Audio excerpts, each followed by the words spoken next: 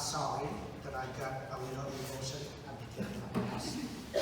Set the record clear. Today, on this Holy Thursday, is pretty an emotional day for the priesthood, particularly for me. Especially during the times where many priests probably wonder why they still are priests. People have asked me, and my brother priests, how these scandals in the church affect you and your priestly ministry. Clearly, not a lot. But in a sense, it does affect us in a way that we have to relook at our own priesthood. Why am I a priest? And what am I doing here? At the beginning of Mass, when I talk about, I'm asking for forgiveness for the sins of myself and my brother priests who have taken advantage of the trust of the people of God and have harmed you not in a sinful way, but in a criminal way. It's a crime that we commit to many of the young children, to many of the people whom we should be there to care for and taken care of. Yes, I understand that I am not perfect, and my brother priests are not. Yes, I understand that I am a sinner, indeed a very big one, but there's a difference between sins and crime.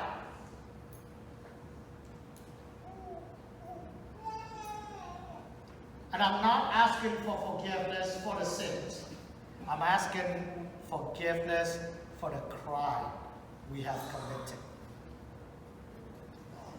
For many of you, I know it's hard to do so, because you might have relatives and friends who have been victims of it. But I'm asking you from the bottom of your heart, find it in some way and somehow pray for the victim and for us. Diana, would you bring that Roman Missal up here for me for a little? You know, when the church, at different days, the church tells us different things. But today in the sacramentary, in this Roman Missal, the church tells us, the priest pretty clear on what the priest need to preach on. And that's the only time in the whole year. They literally give us the direction in red letters, which mean unchangeable. And this letter, they said this: after the proclamation of the gospel, the priest give a homily in which light is shed on the principal mystery that are commemorated in this Mass. Namely, what do you think? Namely, the institution of the Holy Eucharist and of the priestly order, and the commandments of the Lord concerning fraternity, charity. This is the only time, thank you, Diana, this is the only time that the church ever tell us what kind of message should we be telling the people. Probably you don't remember my last year homily. Last year, I talked to you about the priestly identity. Why do we need priests? It is because of what happened today, 2,000 years ago. That's why the priestly ministry exists. The Holy Eucharist. Without the Holy Eucharist, of course the Holy Eucharist involves the sacrament of confessions and, related. But without the institution of the Holy Eucharist, you don't need a priest. Preaching, you are called to do that. The deacons can do that. Serving the poor and everything else. Running a parish, oh my God, let's be tell you that, probably most of you would run the parish better than I do. No, you don't need the priest for any other things except for the sacraments of the Holy Eucharist. And that's what I told you last year. That's why my priestly ministry exists. Because of the Holy Eucharist. Not for any other reason. Without it, you don't need me. How often did I tell you when you leave in that church, thank you for being here, remember that? And many of you say, oh, Father, thank you for being here. I said, no, shut up, thank you for being here. I said that. I don't lie, right? You guys heard that? No. What would I am here for if you are not here? And when I say here, I'm not talking about study group. I'm not talking about attending events. I'm talking about here attending, receiving the holy sacrifice of the Eucharist. And if you pay attention clearly, never once I tell you thank you for being here on any event except after Mass. I say thank you for doing different things, but never once, for example, attending the choir practice, attending a Bible study, attending different meetings. Never once I tell you thank you for being here. I only tell you thank you for being here when it relates to the Holy Eucharist. For some of our new members or visitors here, I told you before Mass, right? Thank you for being here. Now you show up for a dinner, a lunch, a breakfast, an event. You don't hear those words from me.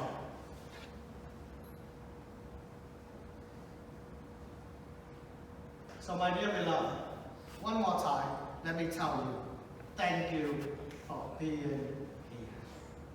Thank you for participating in the Holy Eucharist, the table of the Lord. And for that reason, my priestly ministry or orders exist. And thank you for being part of it. I know as many times some of you might have we go through what we call the routine. And I do too. I did that all the time. Many times people go to confession and they say, oh Father, it's been 1 year since my confession. I have been distracted in Mass 4 times. I say, how many Mass did you go to? What? In a whole year? Oh no, Father, I go to Mass all the time. I distracted 4 times. I said, how did you do that? And it was like, oh Father, I'm sorry, I'm really bad. I said, no, I'm wondering, how did you do that good? How did you distract 4 times a whole year? Show me. I need that. Because as a priest, I distracted 4 times in 1 Mass. And you do the whole year, and you've been distracted 4 times? Man, you are amazing. Show me how. I'd be happy to share with the whole world and learn it myself. So my dear beloved, admitted as a priest, I've been distracted myself. So many times, I bet you probably more distracted than I. Particularly when the days when the homily you didn't want to hear. Yeah, you were like, okay, Father, keep going. In that homily alone, you distracted 5 times. It's like, what? What did he just say, huh? Other days, you didn't feel good. Other days you may come to church and Father said something to you that just blocked you off, but you know you need to be here. Other days you got to church and you saw that crazy person that should never ever go to the same church that I go to. You know? Other day that you didn't feel good, we probably go through the routine, and I do that a lot of times, particularly being a priest, particularly on Sunday. By the 3rd Mass, you know what I mean? I'm just like, and probably you too that way when you do the 2nd Mass. You say, hey, Father, keep going. I got what you're about to say. Come on, keep going, because you play you know. You're lucky I didn't let you play all 3 Mass. but you know, those things like that. Sometimes we go to the routine. But there's a wonderful times today for us to pause and think about what happened on yours. What transforms there? Why was it? This past, was it figuratively or was it literally? How do we understand that? How do we explain to the non-believer, the far-away Catholic, the Protestant brothers and sisters, the Buddhists, the things? How do we use the Bible to explain it? If this is what Jesus meant figuratively, then how do we understand it? If he meant literally, then how are we allowed to understand it? As a priest, I take it serious.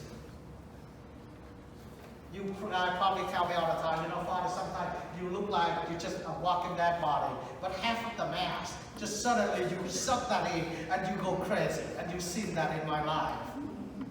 And just a celebration. Sometimes you know that I'm literally dragging myself into the Mass.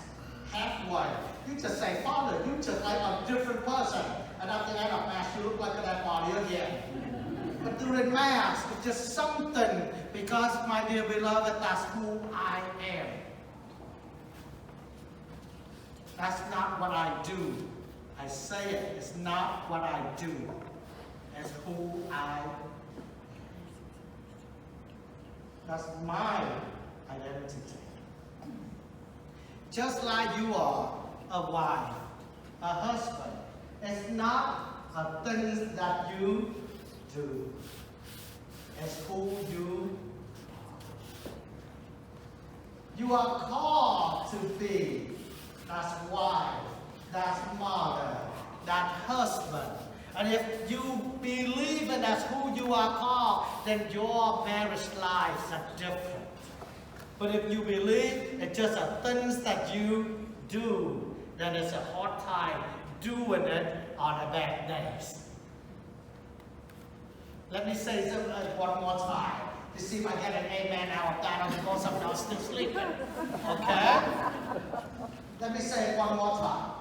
If you look at being a wife, a husband, or a mother as what you do, that is, you have a hard time doing it on a day that you don't feel like. But if you believe that who you are, that you will drag yourself in doing so, and by doing it, you will see the goodness coming out at the end. Amen. My dear beloved, this is who I am. Celebrating the liturgy, the Eucharist, the sacraments. That's who I am. Jerry, you've been with me for the last 5 years. I'm here at this church. Joe, the same. You serve on the council. You guys live in this. But y'all been here from the first day that I arrived here as a pastor at this church. And I walked into the pastoral council, the finance council, and every council. The first day that I said, you guys have two choices. I run the church, you meet the people. Or you run the church, I meet the people. I'm just not perfect, but I believe I have mostly done that. The council, the pastoral council, you know, I don't dictate or tell you what to do there. You was in you're in a different council, but you guys know that I don't dictate or tell you what to do. I tell you what I think, and I let you guys vote. I dictate your spiritual well-being, not pastoral decision. I dictate what being taught in this church. I dictate what sacraments and how I give and be part of it. Not my job. My responsibilities, and for God's sake, if I don't like it, it's my duty and obligation. When was the last time any of you called me and say, well, Father, my mom, my dad, my wife need confession, need communion, need to see you, and I said, I'm too busy. What was my answer? I'll be there. I have turned you down on a lot of things, but never once I turned you down on sacraments when you come and ask for it. because it's my duty and obligation to share. That's who I am. I have said no to a lot of things you asked, but when was the last time I said no to when you asked me that have to do with the sacrament? So my dear beloved, I'm asking you on this day to pray for me, to continue to be a faithful priest of Jesus Christ, those ascended. I ask you to pray for all the brother priests in the diocese, particularly those who have served you in your lifetime. I'm asking you to pray for the priests around the universe, the world, that we are committed to who we are and not what we do. That we committed to who we are and not what we do. Pray for the universal church. We need your prayer. We need your support, and we also need your forgiveness.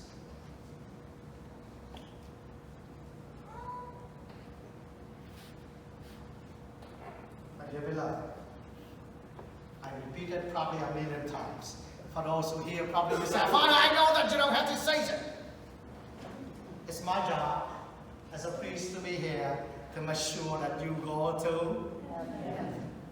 And I'm going to heaven. I'm making sure you, your family, go to heaven. If heaven is not your destination, go somewhere else, you're the wrong church.